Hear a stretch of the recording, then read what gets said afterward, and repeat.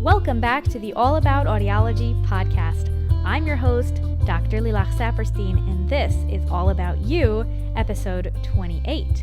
What are some of the greatest benefits of using hearing aids, and what are the greatest challenges or limitations of hearing aids? I asked you guys this question over on my Instagram, All About Audiology podcast, and got so many responses from many of you who are hearing aid users yourselves, and also from parents or caregivers of children using hearing aids, or, family members, loved ones of someone using a hearing aid, to get some of your input on the biggest benefits and some of the most difficult challenges. And you guys sent me a lot of answers, so I want to share that with you. And just to really take a moment and recognize that hearing aids and cochlear implants are devices that can be incredibly beneficial and helpful to lots of different people throughout their life. But there are also limitations that have to be considered, and we can't look at this thing and say, oh, they have their hearing aids so they can hear everything, or now that a child has a cochlear implant, boom, they are good to go, and not also recognize that there are going to be a lot of difficulties along the way. I mean, hopefully not a lot of difficulties, but there are definitely going to be some difficulties. And in terms of limitations, when you're talking about a microphone, that microphone is going to have a specific range of how far away it can pick up sounds. So I'm going to read a couple of responses I got from you guys.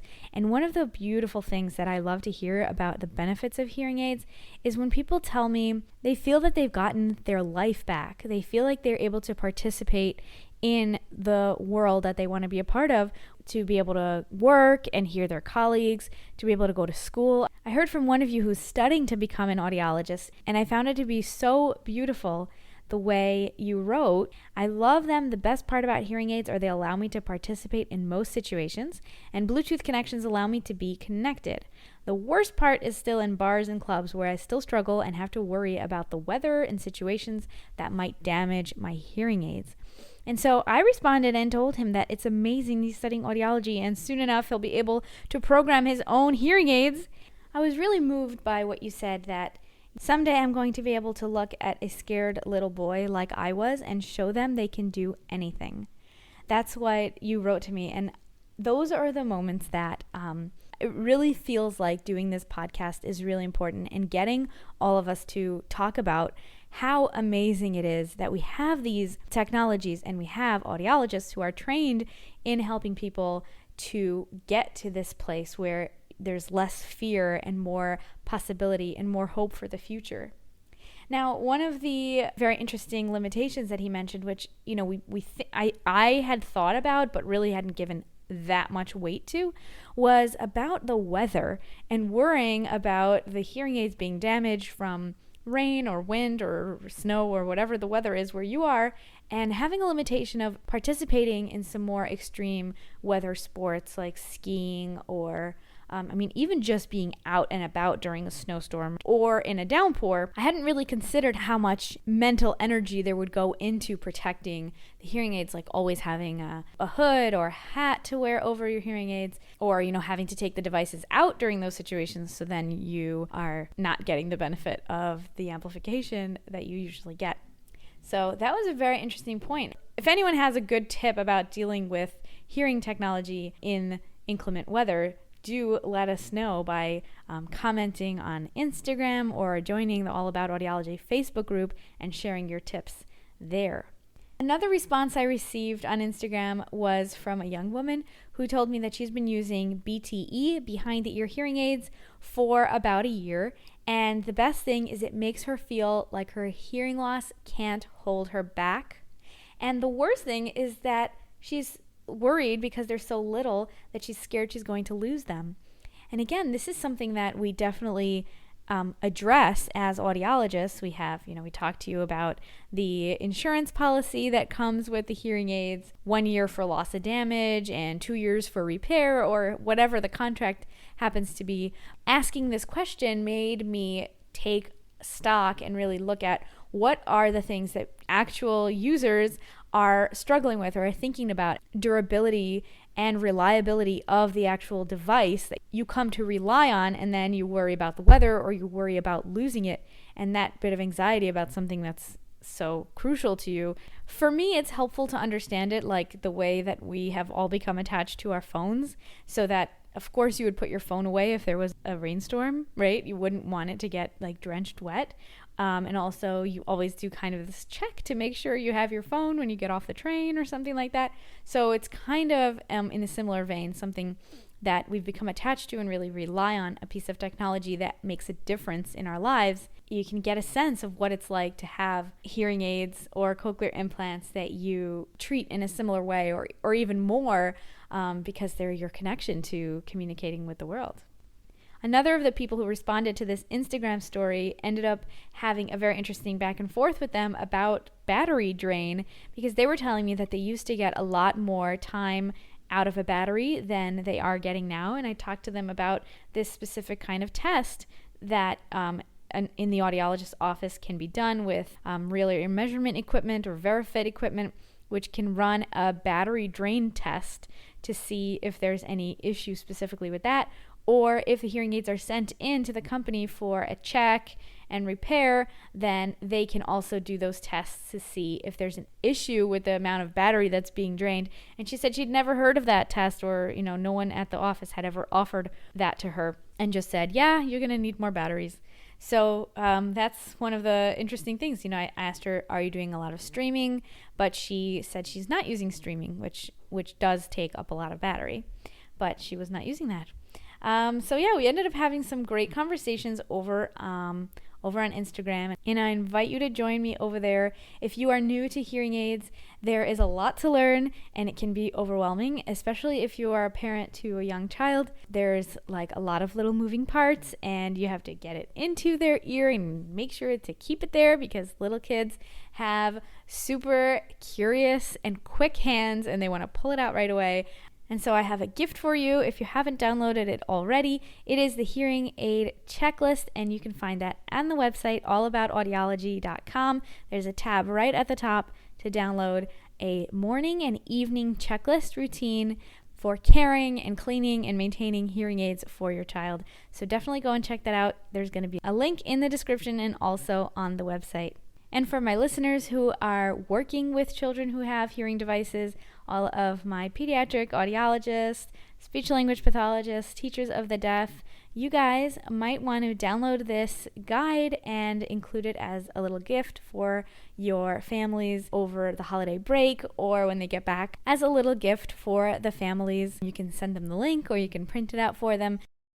And speaking of the holiday season, a lot of us hear about how the holidays are a time for, being all together and having a lot of hopefully family time and love and positivity and gratitude and presence and appreciation and all of the beautiful, good cheer.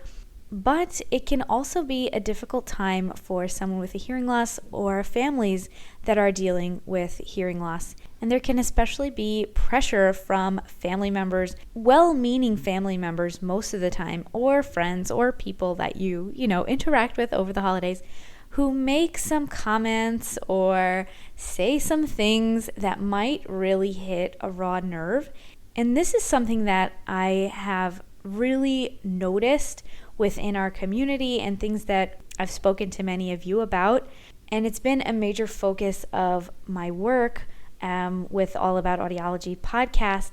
And that is noticing that the hearing loss is just one piece of your whole experience, but it can be a very significant piece. And so from my perspective as an audiologist, I'm doing counseling and working with families.